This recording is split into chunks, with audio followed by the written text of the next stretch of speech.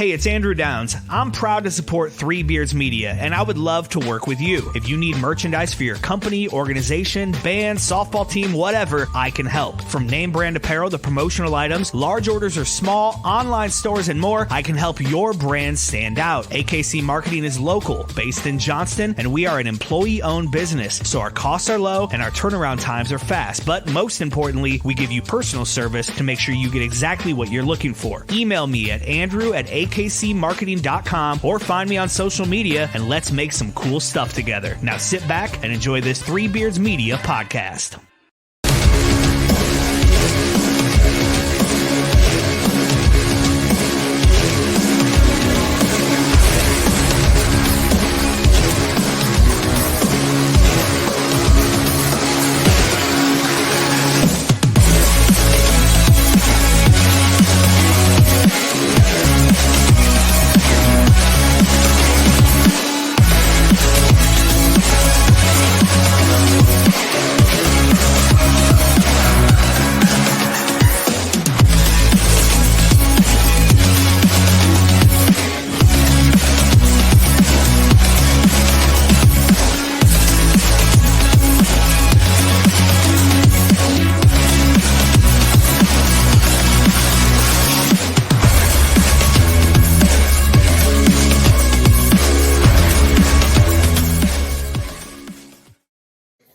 All right, everyone, welcome in on a special edition of Hawks Eye View. I'm Andrew Barber, and tonight we don't have Drew Shipley, but we have the next best thing. We have Iowa Hoops Dave joining us tonight. Some of you might know him from following him on Twitter.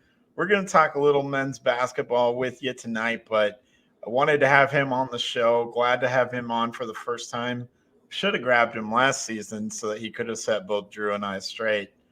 I was way too optimistic about Iowa basketball last season, and Drew was way too pessimistic. So we'll get it right this year because we have an expert. So, but thanks for joining, Dave. Thanks for joining. I appreciate you. Can you just tell everyone a little bit about yourself and who you are? Yeah, the first and foremost thing is definitely the plug, right? I mean, it's on the screen at Iowa Hoops Dave. You can follow me on Twitter/X. What can you say? I've been a fan of the program for such a long time, going to Carver as a kid, at the start of the Fran era is such a, core memory for myself. And, it really just sprung from there, honestly. I'm a huge, fan of basketball in general now. That's, not limited to NBA or grassroots, anything like that. And I'm so excited for the Hawks this year. And, just this time of the year in general, we got NBA starting next week, these college charity games, we got Rutgers on in the background. We were talking about that before. Just gotta love this time of the year when it overlaps with like MLB and the NFL. Obviously, we've got cinema, college football too. I mean, what's there not to love, Andrew? And I should have said, super excited. We've had this in the works for a while, without a doubt. Yeah, this is my favorite time of the year where everything's overlapping and it's just sports every night of the week. There's something every night. Are you? How long have you been a season ticket holder? I know you just might have just started being a season ticket holder, but you had season tickets while you were a student too, right? Yeah. So you've been going to every home game, most every home game for the better part of how many years now? Yeah. The first year as a student, it was COVID. So unfortunately I couldn't, my friends and I still talk about that, like the things we would have done just to like see like one, game in person from that 2020-21 team at Carver, like in a limited crowd. But I guess I went to the Grand Canyon game in the tournament that year. So I did get to see him eventually, but so it would have been the better part of, two full seasons after that. And then, 2 seasons as a big boy holder now for sure. And I'm excited with that, without a doubt. I'm actually trying to get back into the organized game hands-on. So I might not quite be able to make it to everyone in person this year, but I'm excited. It's going to be a super fun time for me. All right. DJ V says, let's fucking go, Dave. Go Hawks. Awesome. We got a real one listening. A lot of people excited. Deej, thanks for listening. I know you've listened to the show before. Appreciate you, man. So you have a pretty good feeling of like the pulse of the program, I would say, being there, being in the atmosphere. What is what would you say kind of the sense is for like this year? Is it kind of like an optimistic outlook, or what's kind of your feel for the program, kind of where it is and where it's going right now? Yeah, I mean, for immediate future, it was funny because I was, assuming you're going to ask something along those lines for sure. In terms of, the main two teams, which is in my life as a fan, which is Iowa and the Milwaukee Bucks. It's kind of a similar theme, in the sense that both teams feel like they're kind of flying under the radar for what all the internal word that you hear about, that kind of vibe and confidence level is for them. Maybe they're not getting that love in the media, but there's a lot of just optimism within that. This is going to be, in Iowa's case, a more successful year than last year. It sounds like there's a lot of confidence to get back to the tournament. I think personally, just even without having, seen them play quite yet, it's a better constructed roster on paper to have success overall. And yeah, I mean, just generally in terms of the program itself, it's kind of, subjective because obviously, how much longer Fran is going to be at Iowa kind of gets brought up, in my opinion, which can, really take that topic, to a magnitude of different directions. So that's going to be interesting to watch. Obviously, 2025 recruiting, I don't think they've had as much success as they would have liked to, but I think that's eventually going to change here in the near future. And I mean, it's going to be interesting to see, but ultimately I think Iowa has a good core here set for the next few seasons in theory to, if nothing else, send them out on a good note for sure. Yeah. I think the how long is Fran going to be at Iowa is a huge part of the conversation when you're talking about like the future of the program, but we'll keep it kind of more focused on just this year. You talked about like the roster and you like how it's constructed, and I do too. I think there's a lot of options. I mean, it feels like France says every year he has 13 guys. I don't know if we are going to play a 13-man rotation. I don't think that's a feasible. I'd be pretty surprised for sure. Yeah, but I love the confidence that he instills with quotes like that, without a doubt. Yeah, we talked about it a little bit earlier today. I think there's 3 starting spots that are kind of locked up. Peyton Sandfort, which, by the way, I don't think we're talking enough about how big it was for him to come back when he could have gone on a 2-way deal to the NBA and enjoyed that life and made some money. I don't think we're talking about how big that is. So Peyton Sandfort, Owen Freeman, and Josh Dix, I think, locked down 3 of the 5 starting spots. And then I think there's a little bit of ambiguity with the power forward, if you want to call it that, or the 4 spot and the point guard spot. And which one do you want to start with? Dealer's choice, power forward, or I feel like I'm generally a lot higher on Drew Thelwell. Well, I have been ever since he committed here in the spring than maybe the average fan, and I think he's really got a story to tell, even if he's going to be here one season. So I'll be happy to start on that. And obviously, who doesn't love to talk Brock Harding, right, Andrew? Yeah, I do. I love Brock Harding's game. Like, he is ever since I saw his highlight tape when he committed. Like, he is just electric, like a lightning rod. Got some white chocolate in him, who doesn't love that? Yeah, and I'm also just a sucker for like smooth lefties. I like guys that play lefty because I'm left-handed myself, which is not something that. So maybe I just have a little bit of a bias there. Like, I like seeing someone else out on the court. I never played high-level basketball myself, so I don't really know what it's like to play. Definitely not at the Division I level.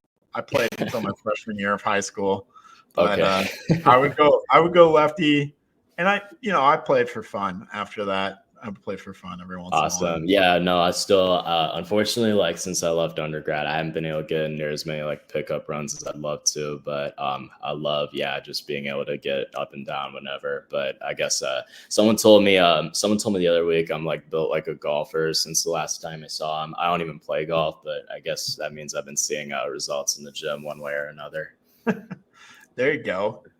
You built like a Tiger Woods.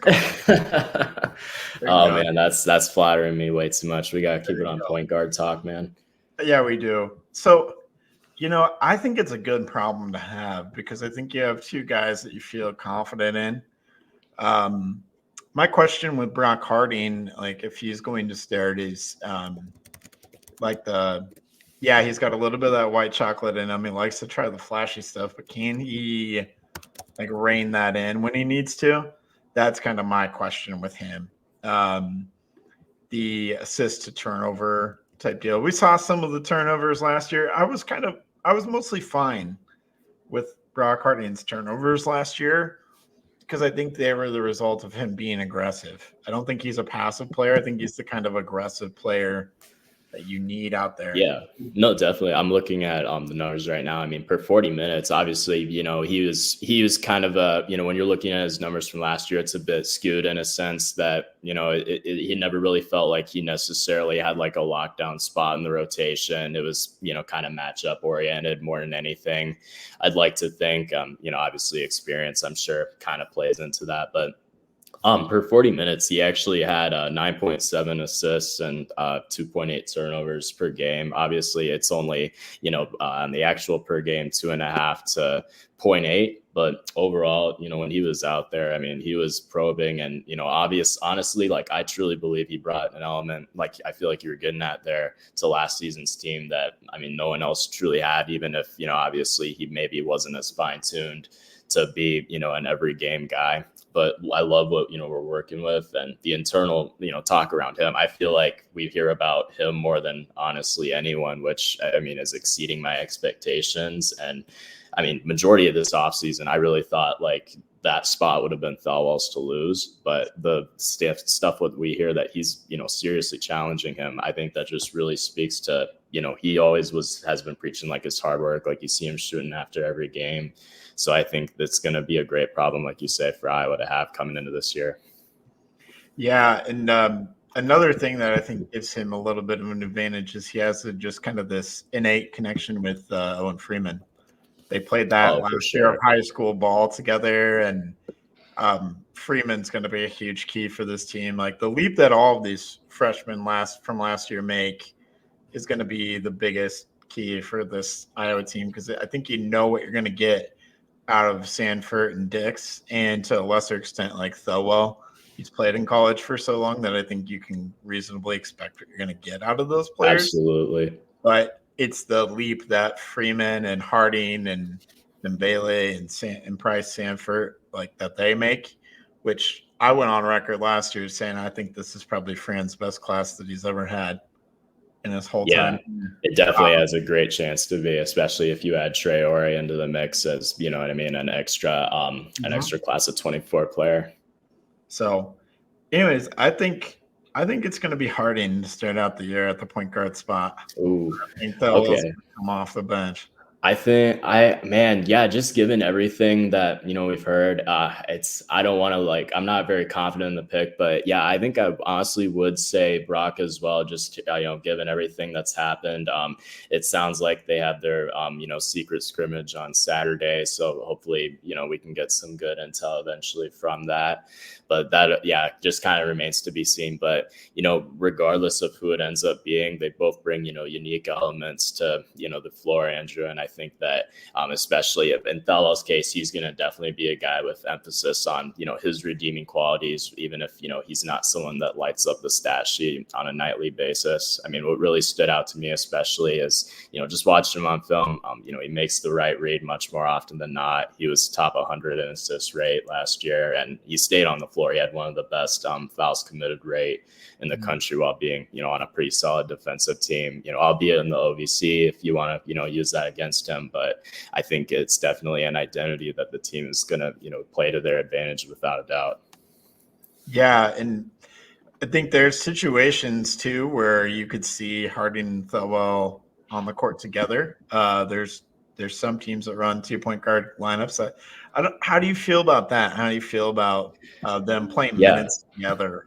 I mean, I love the idea of it, honestly. I think it has to be, matchup oriented with the way, teams kind of run situationally nowadays. The only problem is, it feels like I was kind of working tight in the backcourt this year because you have those two, you have Josh Dix, and then at that point, it's kind of like you're almost, hoping someone like maybe Price Stanford or whoever else can, slide in and, play probably like a less involved combo guard role offensively. And, if you want to bring like the other end of the floor into talk as well, that's, valid as well along with that. So, I mean, overall, we've seen in college basketball in general that 2-point guard lineups have proven to be much more effective oftentimes than not. And, it's just going to come down to like, can those two, really effectively stay out of foul trouble? Obviously, there's the two foul jail notoriously from France. So, that could maybe come into play. But, the three of those fortunately haven't really,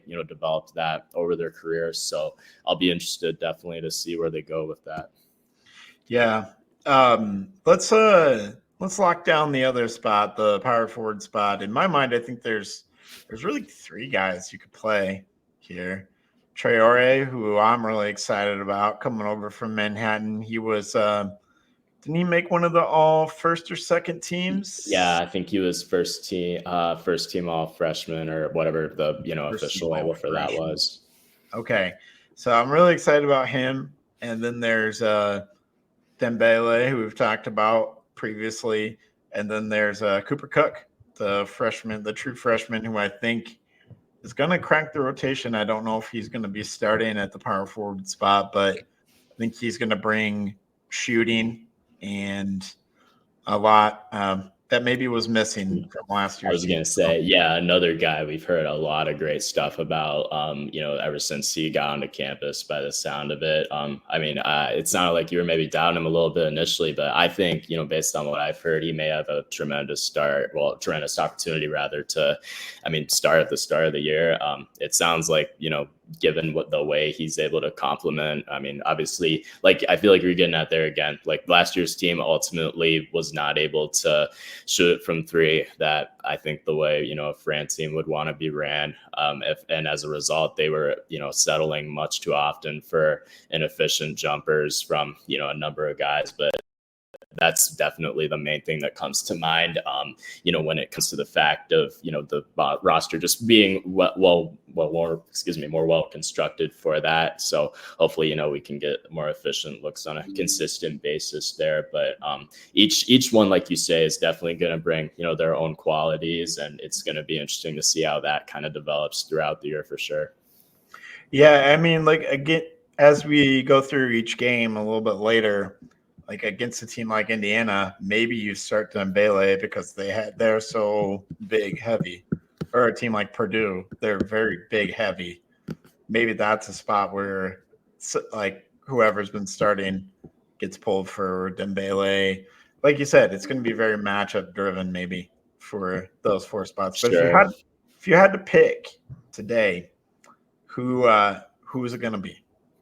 Yeah, I think I would stand by what I said. I think I would pick Cooper Koch, sort of similarly to like the point I made about Thelwell when we were talking about the point guard spot. I think majority of this offseason, I would have guessed Traore just without, having, seen any reports of what's going on, since practices would have began. But ultimately, it sounds like he may be having a bit of a transition, but nonetheless, he will be playing every game, I expect, and I think he has a very real opportunity to start between them. But I think right now I honestly might want to guess Cooper, but Traore is going to be a close second there. Okay, all right, yeah, that's probably how I would have it too, because I think you need to reserve Dembele for backing up Freeman. I agree. I think he's better suited to play like at the 5 defensively, especially. It felt like at times for me personally last year, the offense would maybe like lose a bit of its, just synergy when he was on the floor. But I think that's something that they would have really focused on a ton this offseason for sure. But he was, I felt like staying on the floor was maybe an issue at times, but he was definitely one of the better defensive bright spots of last year, I think. Yeah, I think so too. So hopefully Owen Freeman can reduce his foul rate. You talked about foul rate with Drew Thelwell, but I think that's the next step in Owen Freeman's development. What else would you like to see from Owen Freeman, or any one of the freshmen, or who do you think, I guess, is going to be most improved? Oh, that's a good question. I mean, I guess to keep it like direct, obviously staying on the floor is a big thing for Owen. I was looking back at his numbers last year.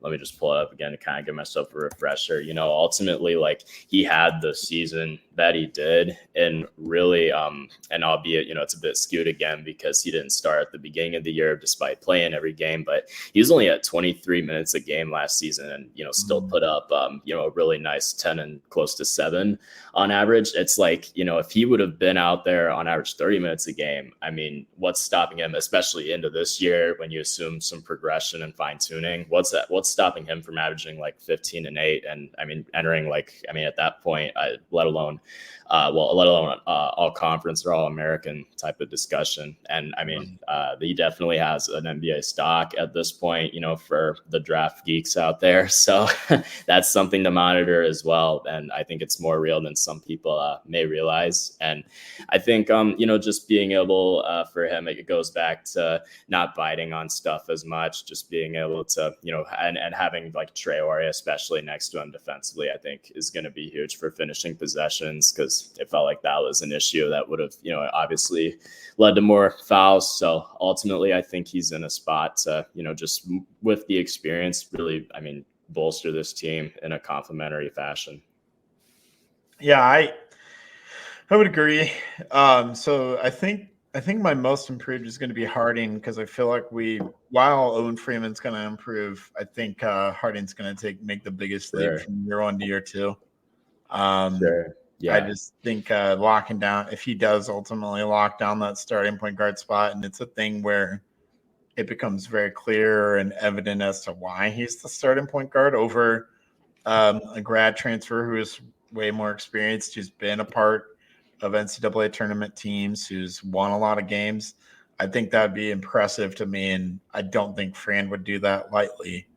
So, no, exactly. Yeah. And I was going to say, I guess if it was just, in terms of like their net improvement, yeah, I think I would pick either Brock, or I think Price is really flying under the radar as well, just kind of based on what we've heard. It looked like he, I want to say looked like he put on a good amount of weight in some of the photos we've seen. I'm not sure. I don't have the weight in front of me, from last year to this year, but I think it's, very possible he has the better part of 10 pounds on him there. And kind of like we were talking about a minute ago with the guard stuff, I think there's a chance he may be asked to, defend the off guards defensively this year. So he's definitely going to have to have, really worked on, his lateral movement and stuff like that to be able to hold his zone out there. But I'm optimistic for it, that regardless, that he can be a net positive.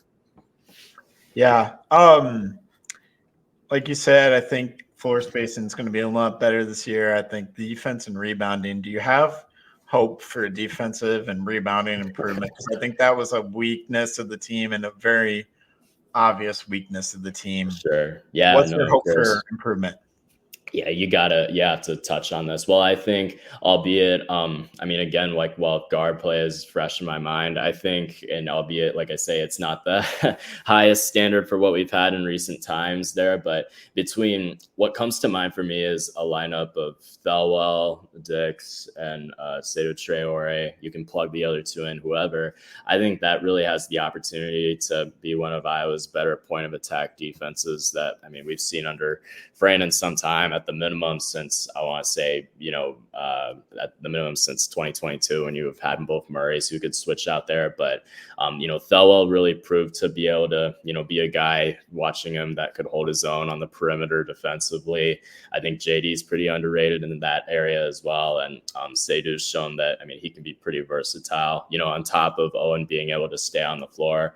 That's just the thing in general with him. Even if Traore has a bit of an offensive transition at Iowa, I think just being the athlete that he is, defensive rebounding, and just being able to guard in general is going to be so contagious there. And even with the offensive transition, I think with the way Fran likes to, run offense for guys like him, he can get a lot of points just off of being a cutter or a lob threat in the offense.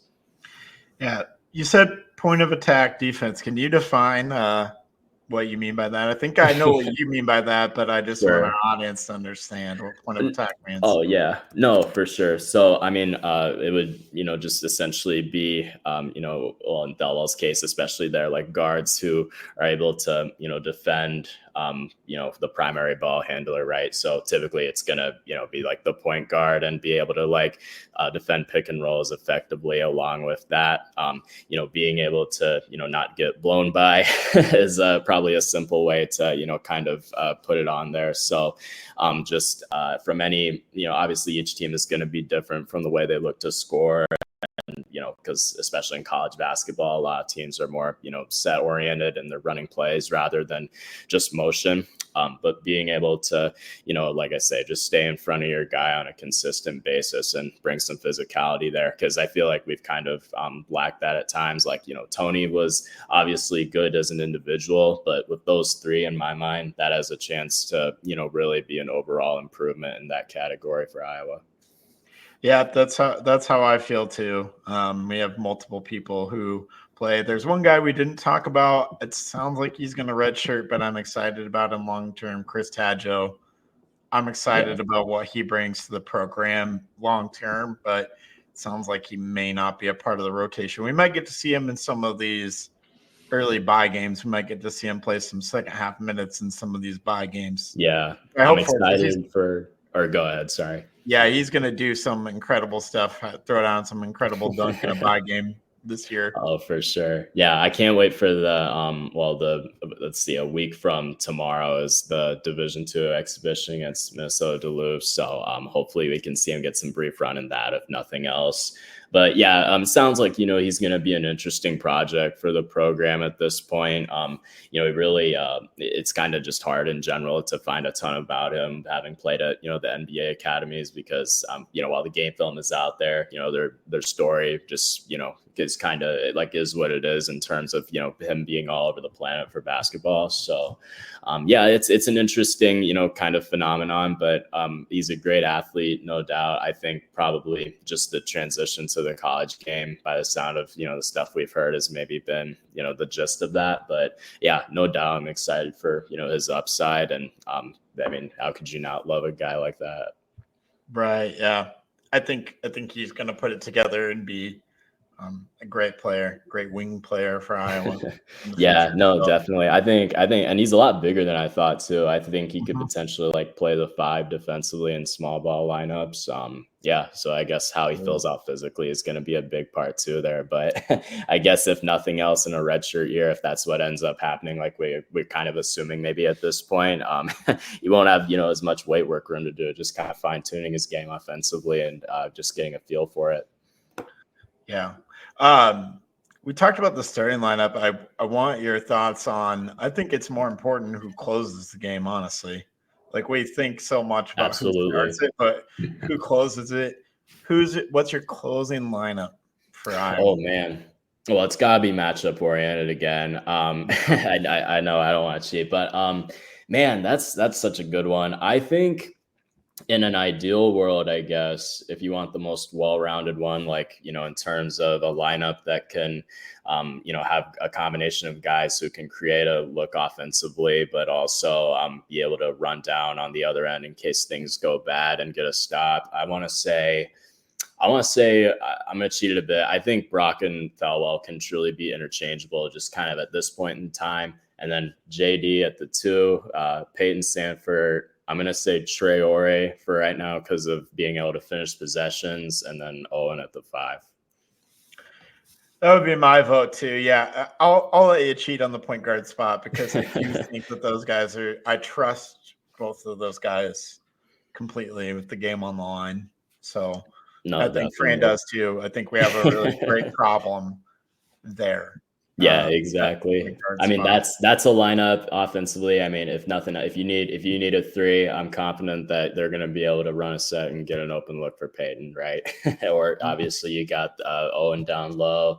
JD's proven he can get to his spots. If you need a mid-range 2 or whatever, I'm excited for him, especially. I feel like we've barely talked about him this whole time.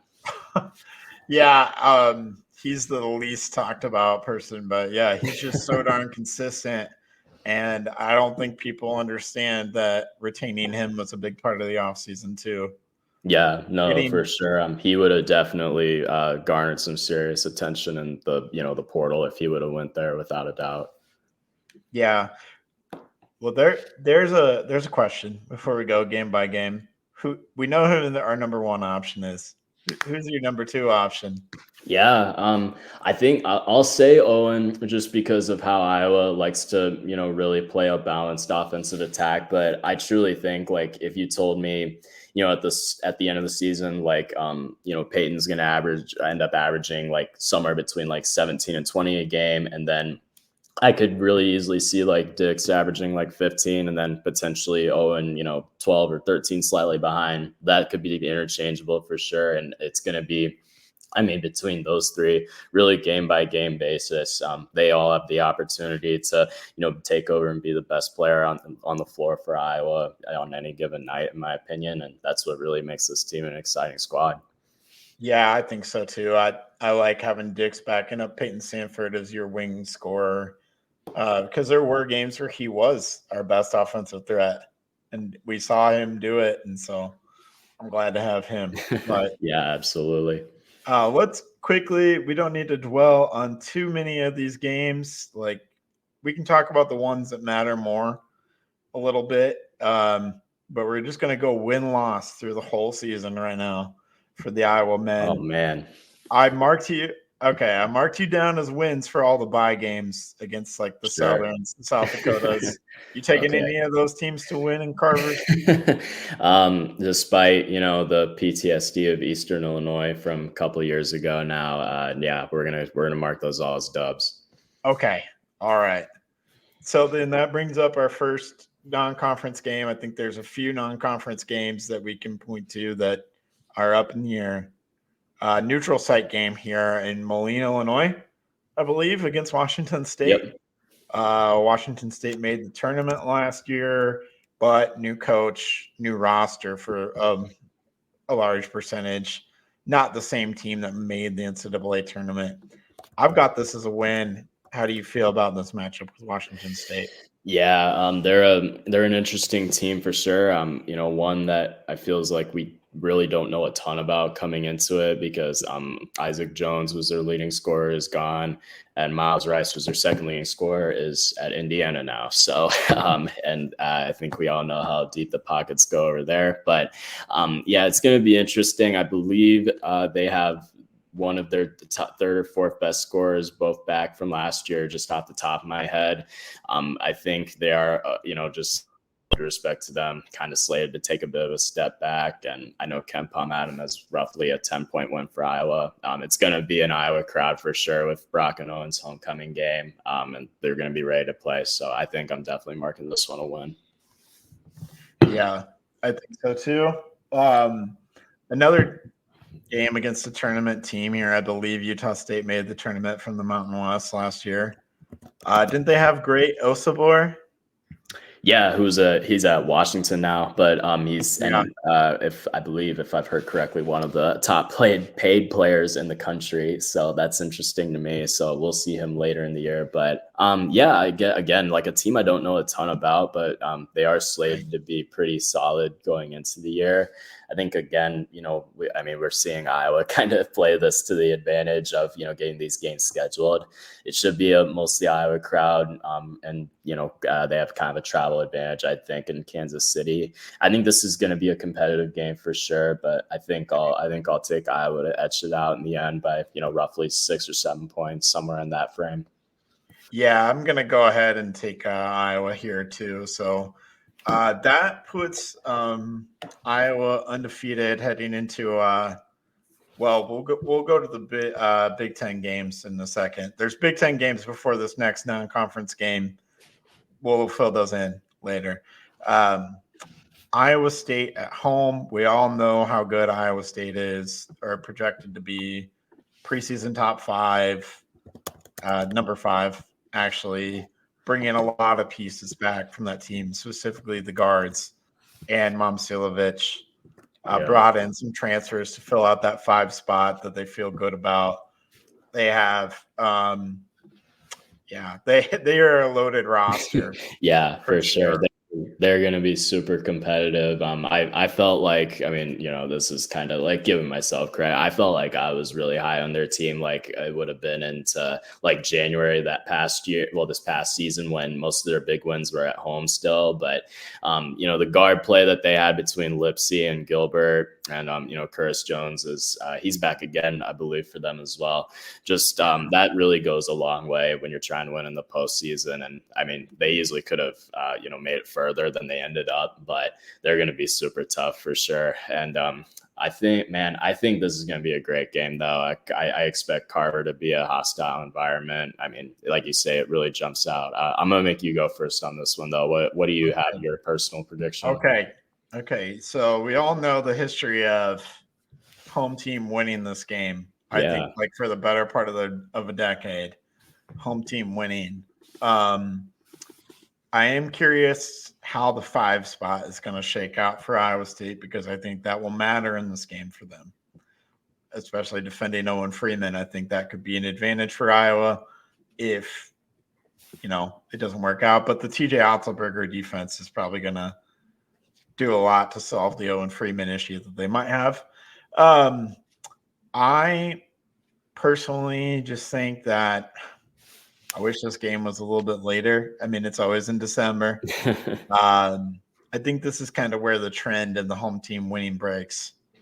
I'm going to have this I have this as Iowa's first loss of the season, which is a major bummer because I have this as their first loss of the year. Okay. I won't get off topic, but that at least makes me feel good about like those Big Ten games. I think, man, I really think they have a great realistic shot to win this game, maybe compared to what, obviously, I mean, Iowa State Twitter is loud as hell. It's crazy to me, and they should be confident, but man, I really think like Iowa can etch this one out. I'm going to say like a within 5-point win, but I really think that this is a tremendous opportunity for them to really make a statement earlier in the season. Yeah, I would like your outcome a lot more than mine. But I think, I just think the guard play maybe slightly bit better. I do think this will be a 40-minute game, competitive game. I just think that maybe Iowa State makes a few more plays. Let's get into the Big Ten season then. We open before we play Iowa State with a home game against Northwestern. I don't know a whole lot about Northwestern this year. I know that they lost some guys off of last year's squad. Yeah, I know that Nicholson's back, but I don't know how the rest of the roster looks. Yeah, the main him and Barnhizer and Ty Berry are definitely the main ones that come to mind. I believe they have Martinelli as well, who's a winning player. I think he would have been averaging close to like 10 and 5 a game last season. I think, man, this is going to be an interesting one for sure, because I think Northwestern could, potentially make some noise, but the league is just, I mean, it's it's so bound to cannibalize itself because it's been happening for the better part of, 5 years now, and now you're adding 4 quality programs out west. I'm going to say, I really think like Iowa can etch this one out, but I'm actually going to say, just going off the trend of the past, and they're kind of struggling in these early season conference games, I'm going to etch this one to Northwestern, but we definitely can move on to that Michigan one quick, but obviously I'll let you go here. Yeah. I have the Northwestern game as a win. I think we'll buck the trend here. We're all about bucking trends this year with Iowa basketball. So I went opposite of the trend on Iowa State. I'm staying opposite of the trend here with Northwestern. Sure. And then I'm staying opposite of the trend by picking up a road win at Michigan. We're starting 2-0 in conference. Okay, I like it. Customary 0-2. I have this one as a win too. Yeah, I think Michigan has a ton of upside between Vlad Golden and Danny Wolf. They're gonna have a lot of times with 2 really skilled 7 7-footers on the floor for the, standard of what you typically see in college basketball. And Trey Donaldson, who was really tough for Auburn off the bench in the tournament game against them, is there now. Dusty May, I think, is going to, definitely do an interesting job over the years here. But I think, given that they have so many newcomers, this will be a, time. Well, I was going to catch them at the right time of the year and etch out a road win again. I think so, too. I forgot a non-conference game. I forgot the Sioux Falls game against Utah. We're playing both Utah teams this year. Revenge spot for the NIT game here. I don't think they have Carlson back, and then who is that guard that just killed us? Well, they have Madsen back who shot a lot of threes. Oh man, yeah, that was tough last year. I couldn't believe I was watching that game. But we've been really good over the years at the Pentagon. I was in talks with a good friend of mine. Not sure if he's listening to this to potentially go. I'm not sure where we're standing on that currently, but I would love to be able to see that venue in general. And it's going to be an Iowa crowd. We know that, and I think Iowa's going to get their payback in this one. And I believe, if I remember correctly, it would be their first ever win in program history against Utah. So it's going to run deep. There we go. Let's get our first win against Utah basketball. I'm on board with that. Wisconsin game in January, I believe, on the road. Madison has been just a house of horrors. I don't think I like Wisconsin basketball much this year. I think they're going to miss the NCAA tournament. I don't think this is a good Wisconsin team. But Crowell is there. Klesmit's there. I don't know. I think I'm just marking it down as a loss just because of the historical. This is the one time I'm going with a trend. I'm gonna say, I think I'll also edge up a close loss just because it's on the road. This is one that, oh man, I can already picture how it would feel now in real time, just because Iowa probably has a more skilled team on paper, with all due respect to them. But the Kohl Center is always going to be tough to play in, and I'm sure it's going to be a 40-minute game, like you say. But I think I'll edge this one out just kind of to level things out. Yeah. Then it's home against Nebraska, who Rink Mast is still there. Juwan Gary, Bryce Williams. I just don't know who's going to play point guard for Aaron Eulis. Is Aaron Eulis going to play point guard for Nebraska? I think, that's something I'm curious on. It sounds like he's going to be playing. I know that they have, Sam Hoiberg and Connor Esigian are probably going to be playing some serious minutes for them. I mean, personally for me, as solid of a job, I'm sure Fred Hoiberg is going to get just about everything he can out of this team. But on paper, especially at home, I think I was going to get the job done here for sure. Yeah. They have Gavin Griffiths too, who. Okay, that's right. From Rutgers. You're right, yeah. And then they have a true freshman, Janowski, who I know Iowa State was heavy after. He was a Wisconsin kid that they were heavy after. But like you said, I think Iowa wins this. That sets up a match with Indiana. I didn't realize that they have Miles Rice from Washington State on top of all the big guys that they have coming back. This one's in Carver. Just a bad feeling here about this one. I've got a loss left them. It's gonna, Indiana is such an interesting team in general. I didn't feel great about putting it out, but I did pick them to win the league in the regular season. But just given kind of how things play out, I don't know how much I truly believe it, admittedly. I think I'm going to chalk this one up as a win, though. I really do. I think, overall, Omar Balu versus Owen will be a fun matchup there. And just given the history, obviously got that first loss against Woodson last year in Fran era, but I think we'll get back to the winning ways here in this one against them. I like it. The next two games kind of go hand in hand. Road trip to California for Iowa men's basketball. First at USC, at UCLA.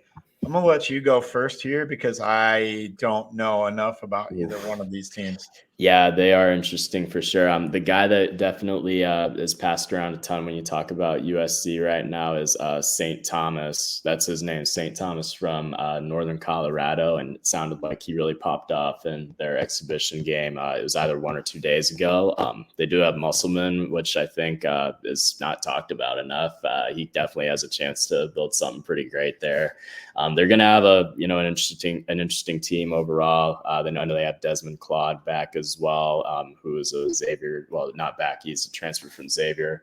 It's an interesting one. I think ultimately, though, this out west trip is going to be tough for a lot of Big Ten teams. Well, the traditional Big Ten teams, I should say. I think I'll etch up a close loss in this one, and it'll probably be a bit frustrating in real time, but it'll be an interesting matchup. Yeah, I was kind of feeling the same way. I knew that the must bus was getting started with all the transfers. Transfers that Iowa was in on when you're talking about St. Thomas and go in. I don't think we got St. Thomas to visit, but we were trying really hard. Yeah, they were. I think there was like maybe contact at some point. Yeah. These are names I recognize from Iowa chasing in the portal. So, which credit to Fran for trying to fill the roster with some portal guys. But yeah, this is all portal guys here for year one of the must bus. I've got a loss too. UCLA, Mick Cronin's still here. They bring a couple of guys back. They bring a couple of guys in as well that are going to make an impact for them, I believe. This is just a tough place to play, man. UCLA is just a hard place to play.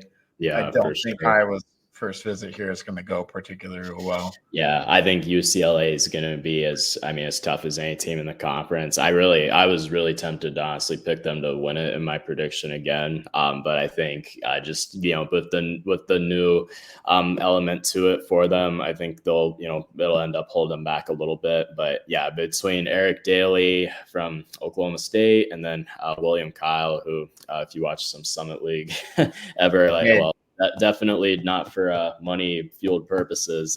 He is a very nice player, and I think they're going to complement each other super well. And then they got the guy from Oregon State as well. His name's Tyler. I'll butcher his last name, but they have a chance to be really tough. And this might be, let alone on the road, to catch them at a tough time when they're really hitting their stride. Right, and yeah, William Kyle. All I need to know is that Otzelberger wanted him really badly. Yeah, absolutely. That would have been a crazy squad if they would have had him. Yeah.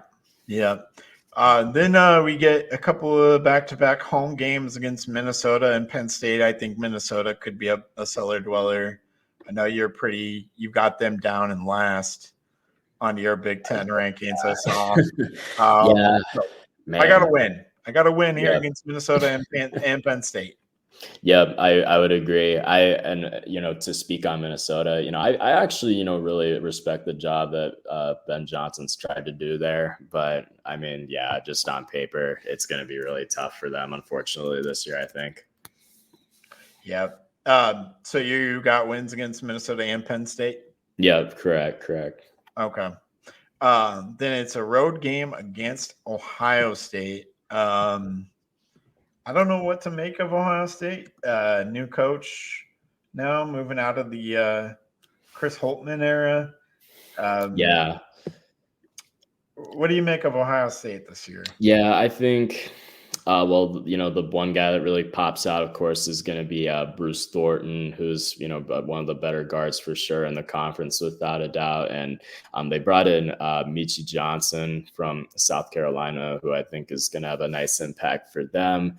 And I think in terms of, just to give an idea of what to expect from them moving forward, it sounds like, Jake Diebler is really trying to take a modern approach, especially like with the analytics playing into, their type of game plan at Ohio State. And I mean, he really like got them to salvage something out of last season when it looks like, things were really, really heading off the rails, firing Holtmann midseason. So I think I'm going to personally chalk this one up as a loss with it being on the road. But I mean, if it was at home, this is definitely one I'd have Iowa etching out. But I think Ohio State, they could definitely beat just about anyone on a given night. But it'll be interesting to see how their season plays out.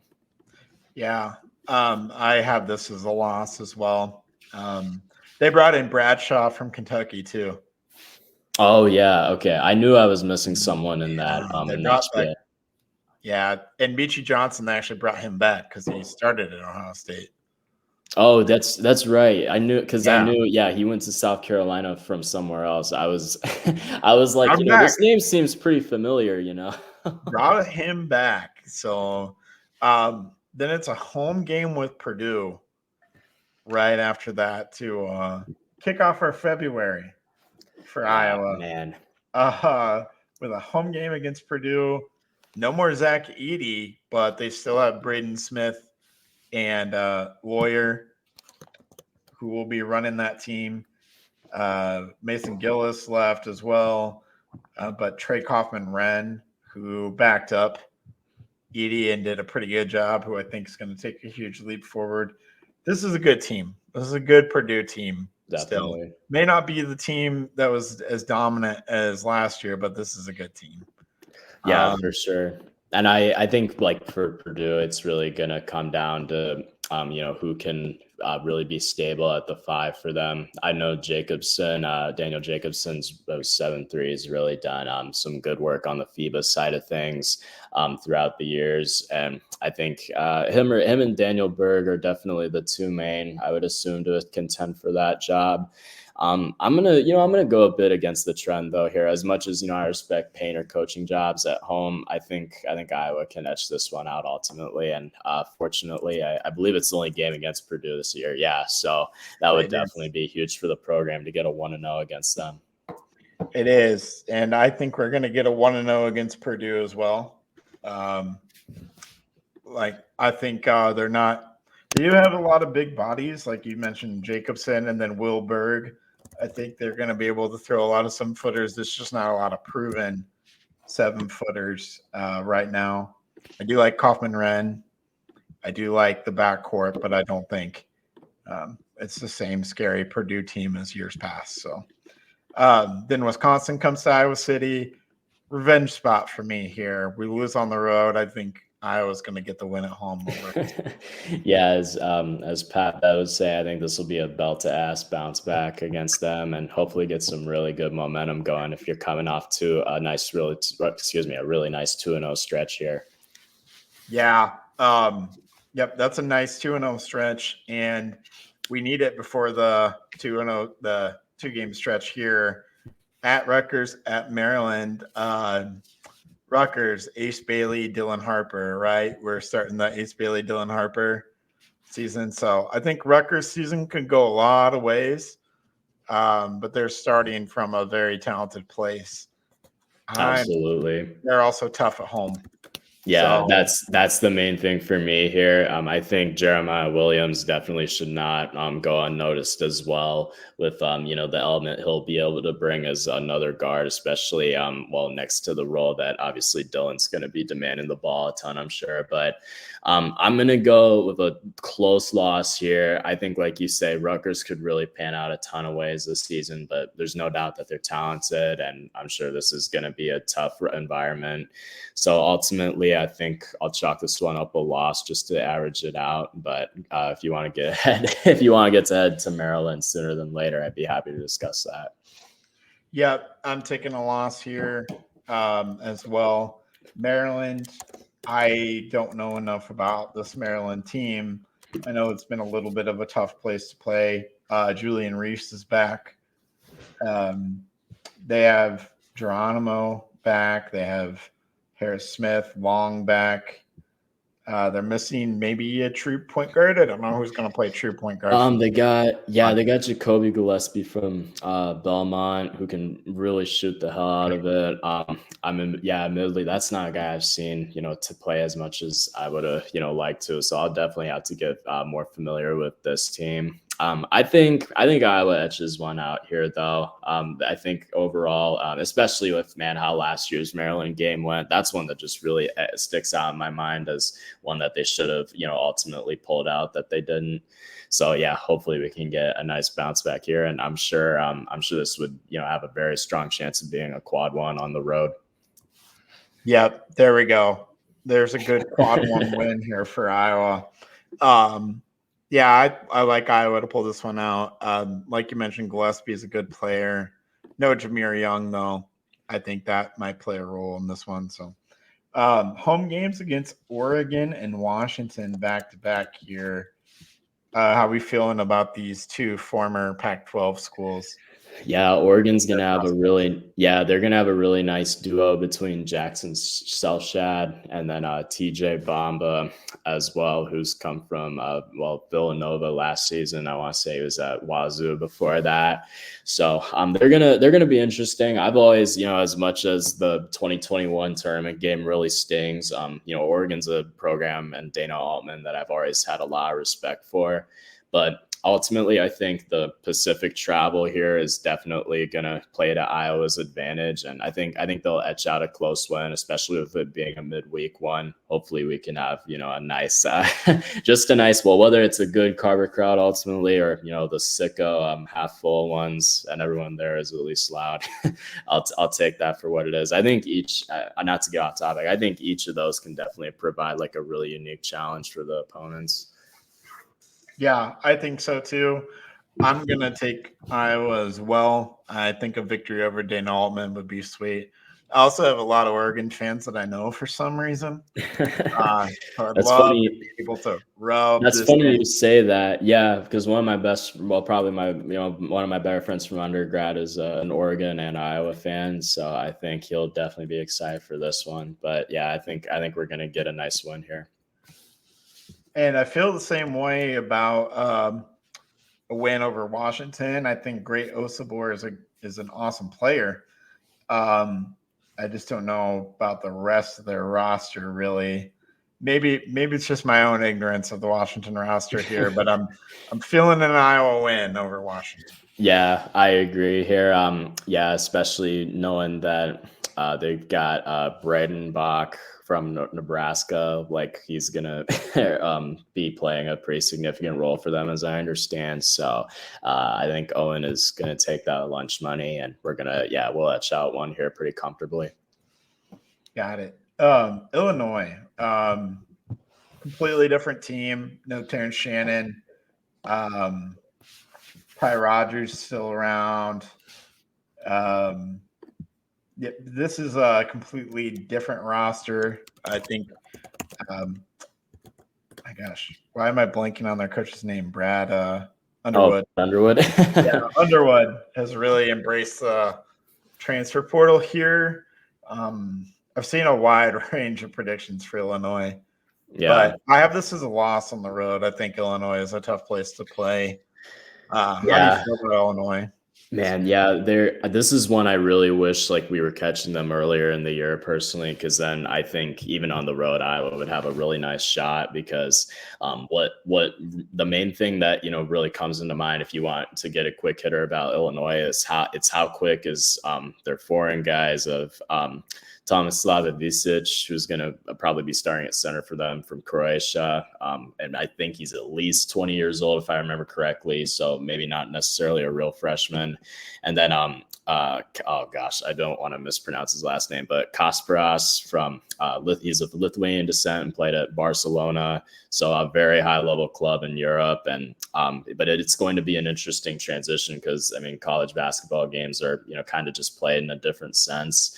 Ultimately, I will chalk this one up as a loss as well, but I think it'll be a competitive game. And needless to say, like I was kind of getting at, Illinois is a team that I'm pretty fascinated by, and I'm definitely going to try and get as much of a read on early season. Got it. We play a road game at Northwestern. I said Northwestern can make some noise. I don't see it. I think this is a win for Iowa. I think, yeah, I'm gonna go similar to last year. I think we get a late season win against them on the road. I'm sure it's gonna be a good environment, especially on. Oh yeah, man, we got so many Friday games now with this new Big Ten schedule. But I Mhm. think this will be a good game that Iowa can ultimately get a great win in heading into March. Yep, I would agree. Then a home game against Michigan State, the only time we play them in the regular season.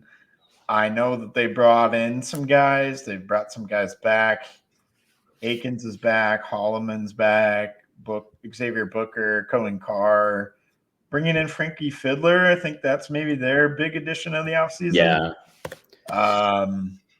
I got this as a win. I think Iowa gets up for games against Michigan State and Carver. Yeah, absolutely. I think what would that be? This would make it, if they win, it would be 6 or 7 against Michigan State. Like that even going back to like the Dr. Tom era, that has to be almost like an unprecedented stretch against them program wise. But yeah, I think MSU could, definitely make a lot of noise. That's a program I respect a ton personally. I got my friend Kev, is one of my favorite college basketball mutuals, is a fan of theirs. I think their season ultimately comes down to how seamless can Jeremy Fears kind of slot into a starting point guard role after having that really scary incident that ended his season last year. And Xavier Booker has a ton of upside, but it feels like, I don't know what we can necessarily expect going into things, but yeah, just wanted to get my geek off there. I think Iowa etches out a win here at home on senior night. Cool. Yep, I agree. Send Peyton Sanford out with a win. Yeah, absolutely. Road game at Nebraska to finish the season. I got this as another win spot. Like you mentioned, they got Breidenbach playing a huge role. Washington has Breidenbach, but we don't know the point guard. We don't know the point guard spot for Nebraska, maybe. Yeah, man, this one scares me because on the road, Nebraska's been a house of horrors for sure. I think ultimately, I think Iowa's going to etch this one out, but it might be an ugly game for sure. But this is the type of game where it's like, just get out there with a win, and you take that absolutely every day of the week. All right, that does it. We didn't plan this, but we are essentially. Did you chalk up like what we had our final record as? Yeah, I'm chalking it up right now. I believe I have. Let's see.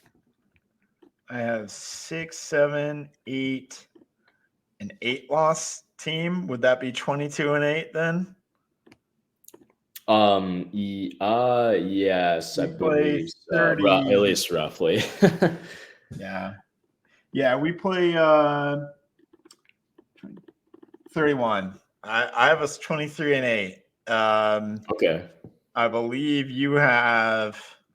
It's probably almost the exact same. Yeah, 2, 3, 4, 5, 6, 7. 24-7 for you. Man, oh gosh. Going game by game, 24-7. For the record, this is probably not gonna go out that way, just with how the Big Ten is gonna really level out. But man, yeah, you gotta feel good. I think that just goes to show how good you're gonna feel on a game by game basis with this team, really. Yeah, I think that's us factoring in that Iowa's gonna take care of business where they're supposed to. We know that, every year things happen and they drop a game that they're not supposed to. Every college basketball team does it. I was gonna say, not exclusive. It's just hard to pick out where those spots are for me preseason, and maybe that'll reveal itself in time. But that has them solidly in. Would you define that as a success for the year? For the regular season, or just getting in? A lot more so yes than no. It feels like you definitely want to get there. And especially, I guess context is going to matter, with the matchup, right? And obviously if everyone's, what we're looking up, like health-wise, all that good stuff. I guess, if it was just generally like getting to the tournament and losing, I think that's a, good spot overall, just, coming off a, season where you've missed the tournament to keep momentum going because, you're slated to have a lot of your key contributors back. But but ultimately, I'll say not quite satisfied at that point. Yeah, I would say not quite satisfied just getting in. I would obviously, like every other Iowa fan, I would love to get to the Sweet 16, but that's so matchup dependent. Like, where would Iowa be seated if it works out the way we think it's going to? And how many of those are quad one wins? And are there any bad losses? And yeah, if you run into a team that's just their strengths match your weaknesses, then you're just kind of done. Yeah, no, for sure. And yeah, it's unforgiving. It's tough. It's a, silly one and done tournament, but that's why we all love it. And yeah, right. I mean, overall, game by game, I mean, I think, with the internal, with everyone back, especially given the landscape of how teams play out, I think that, really makes you confident in a ton of these matchups, like we say. But yeah, just game by game, it's like, can you bring it, on that night? Yeah. So ultimately, I think the goal is just get in, see what happens. I'm excited. I think this is going to be a great season. I'll try to make it up to a few games, and maybe we can have a real life hang pre or post game. That would be cool.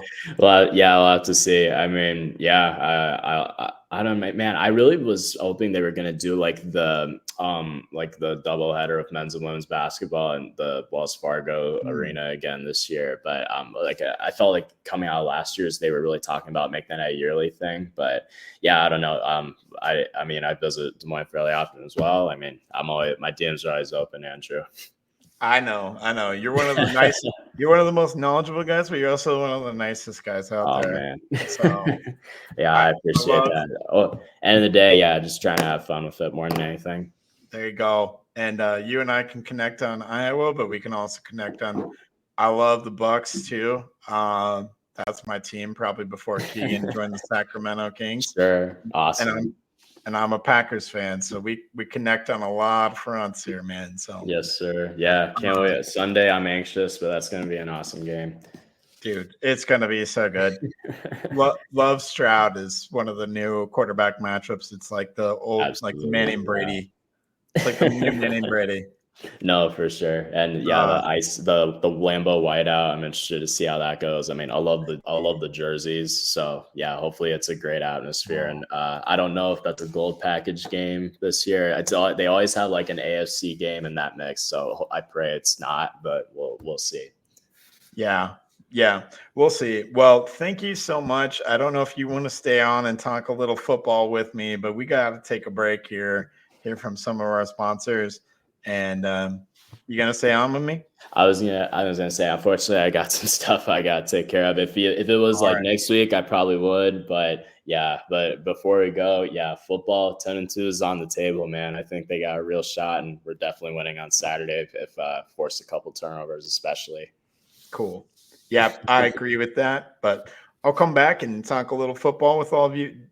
Dave, thanks for – well, that's not your actual name, but I'm going to call you Dave anyways. But thank you so much for your time. We'll have to have you back on periodically so we can do a little check-in and see how you're feeling from time to time with the Iowa basketball season. So no doubt. Appreciate you doing this on short notice, man. Love it. Absolutely. Thank you. Go give him a follow. We appreciate him very, very much on this show. So awesome. Have a good one, Andrew. Thanks again. Thank you all. Have a good night, and we will take a break. Making great tasting bourbon requires the perfect combination of ingredients, conditions, and time. The longer it rests, the better it tastes. Revelton Distillery's new single barrel bourbon is made from 80% corn, sourced 100% from Iowa farmers. And unlike mass-produced bourbons, each barrel of Revelton's single barrel bourbon is unique, proofed on when it tastes best. As they like to say, it'll be ready when it's ready. And to ensure the highest standards of quality and flavor, owners Rob and Christy Taylor oversee the production and bottling. Every single barrel. Iowa born, Iowa aged, Iowa bottled. Try the new single barrel bourbon from Iowa's own Revelton Distillery. ReveltonDistillery.com.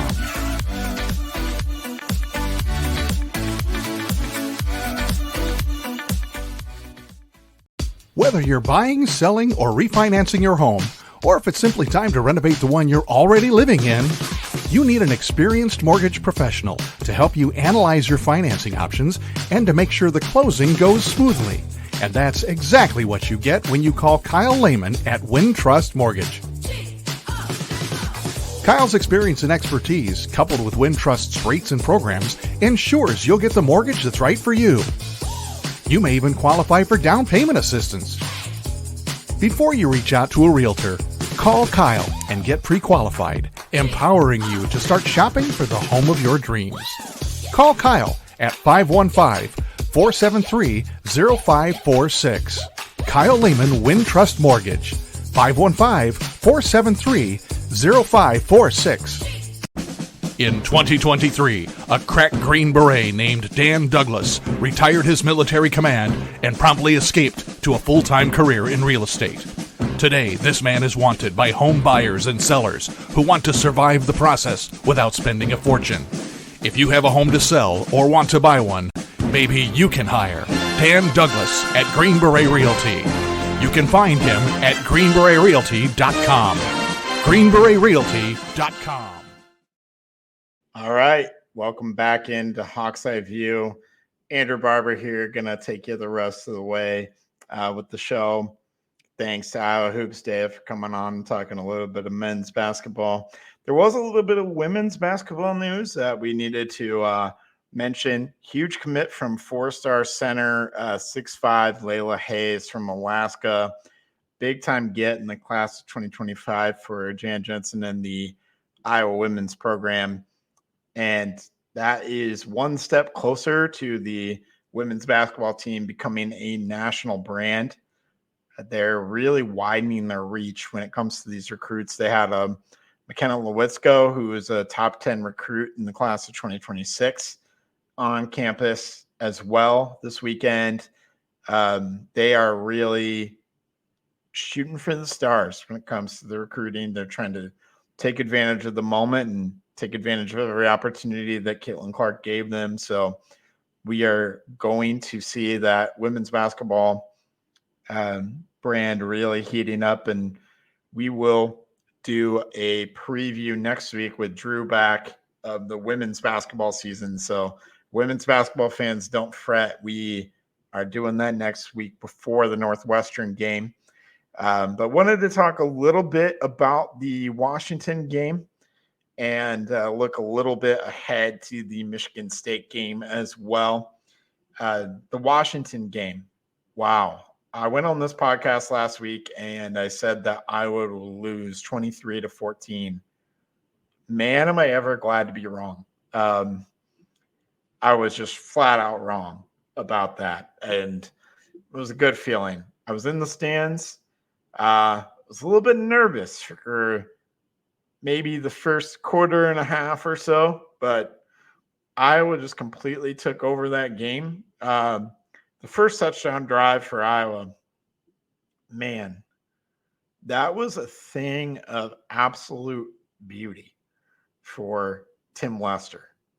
And if that's a preview of the kind of offense that we're going to get on a more consistent basis, and specifically the play calling that we're going to get on a more consistent basis, I'm all the way in on the Tim Lester era as the offensive coordinator for Iowa. I think that is it wasn't flashy. It wasn't throwing the ball through the air the whole time. It was misdirection on runs and making the most out of the run game, which I loved. And the passing game had a nice day too. Cade McNamara threw 2 passing touchdowns. One of those to Caleb Johnson, one of his 3 touchdowns on the day. And another one late in the game to Dayton Howard, the first of his career, the first of the season, and his first penalty as well. But Dayton Howard getting some play late and catching a big pass and taking it 37 yards to the house to put Iowa 40-10. That is the kind of thing that you love. And Iowa offensively is just blowing the last 2 years out of the water. There's no sense in even talking about last year at this point because it's so different in the turnaround offensively. I mean, we see the numbers that Caleb Johnson is putting up.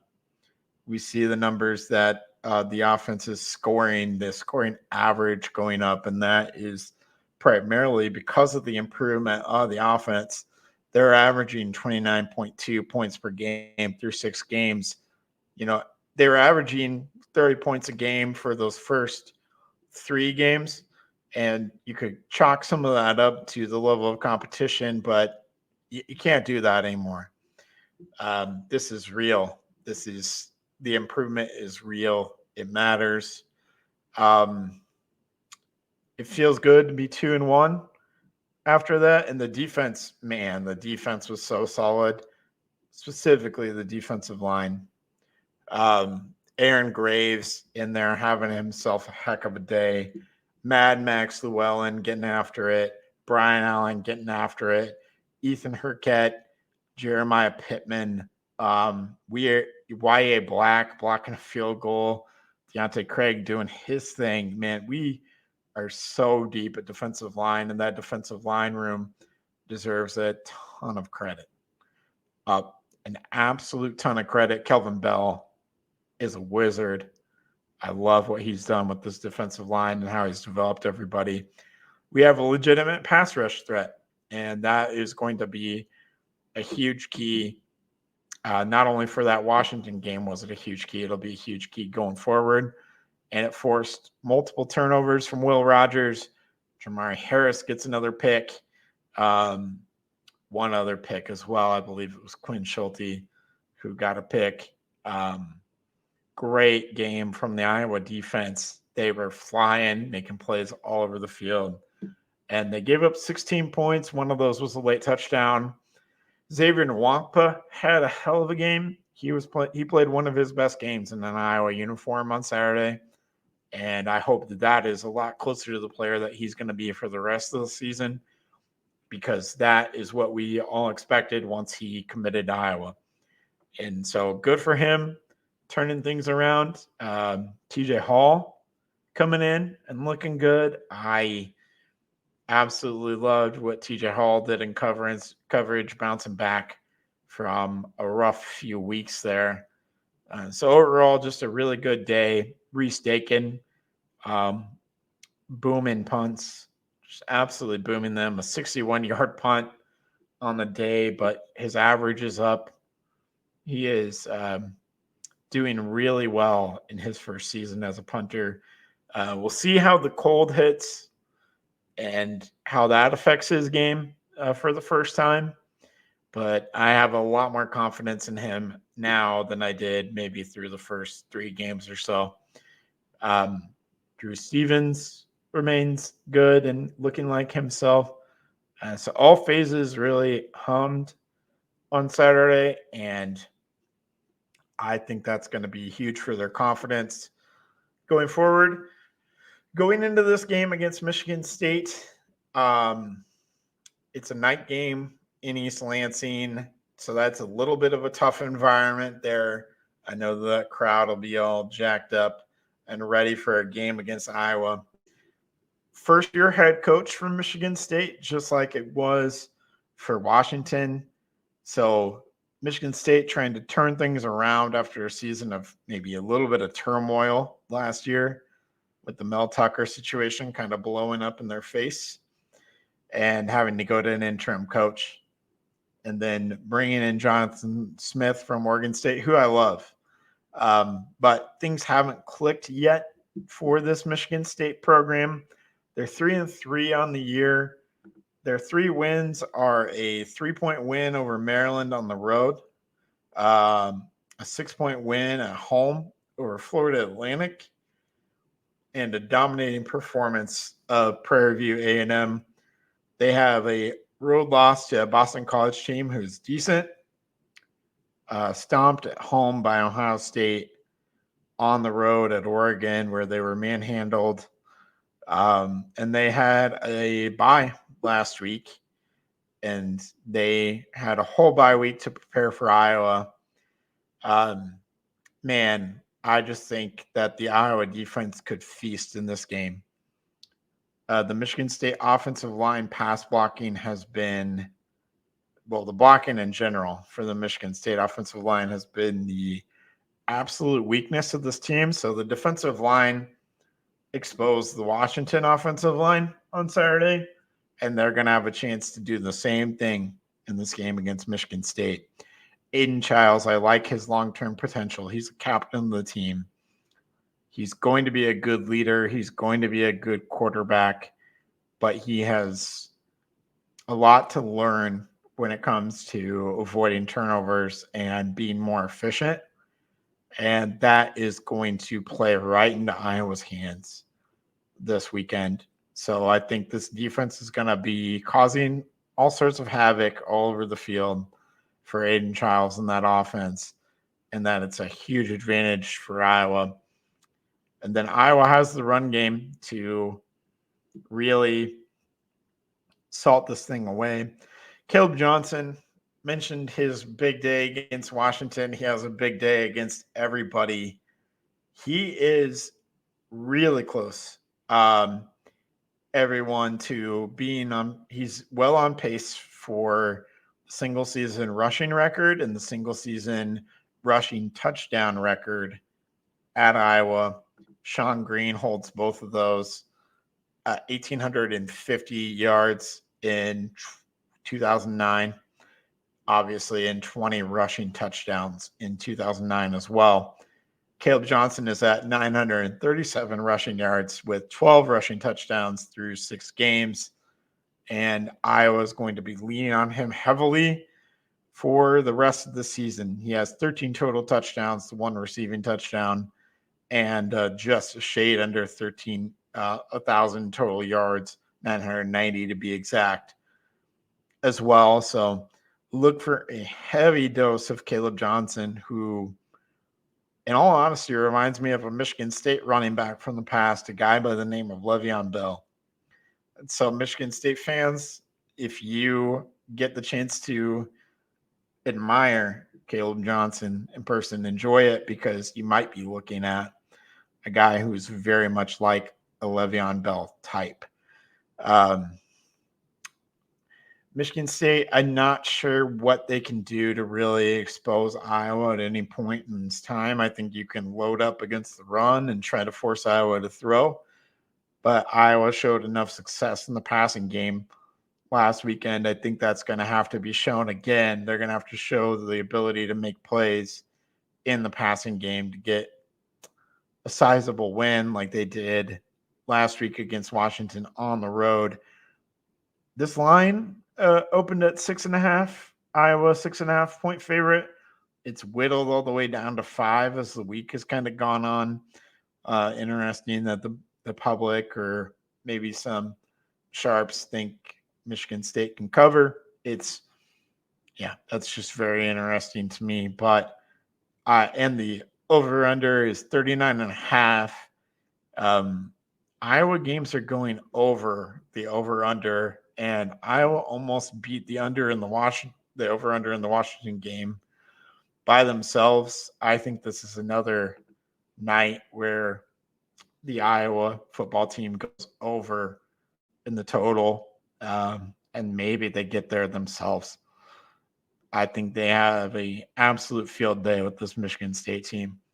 So give me Iowa to win this game, and I think it's going to be something like 38-13 Iowa. Just an absolute domination of a performance against the Michigan State Spartans on the road. And that will do it. Thank you all for listening here in our men's basketball preview. And we look forward to the Michigan State game this weekend. The Hawks bringing home another win. Hopefully this is the momentum that they need to kind of propel them forward and to win out for the rest of the season. I think 10-2 would be the best outcome, obviously, that you could hope for. And that's what we're all rooting for. I know it. I think it's a realistic chance of getting there, but you got to win this one. And I think Iowa will, and they will take care of business in this game. So thank you as always for listening. One quick note before I let you all go is we do have a live show planned on November 7th at the Front Row in Clive. So if you are in the Clive area in early November and want to come hang out with us on November 7th at the Front Row in Clive, it's going to be a good time. Drew Shipley is going to be there with me. We're going to have maybe some other guests there with us as well. We'll figure out all the details. We'll let you know more as more details pop up, but I can break that news to all of you. So really excited about it. Doing a live show for the first time ever. Appreciate you all. Appreciate all of our sponsors. Enjoy the game this Saturday. Enjoy every moment of being a Hawk fan going forward. As always, go Hawks.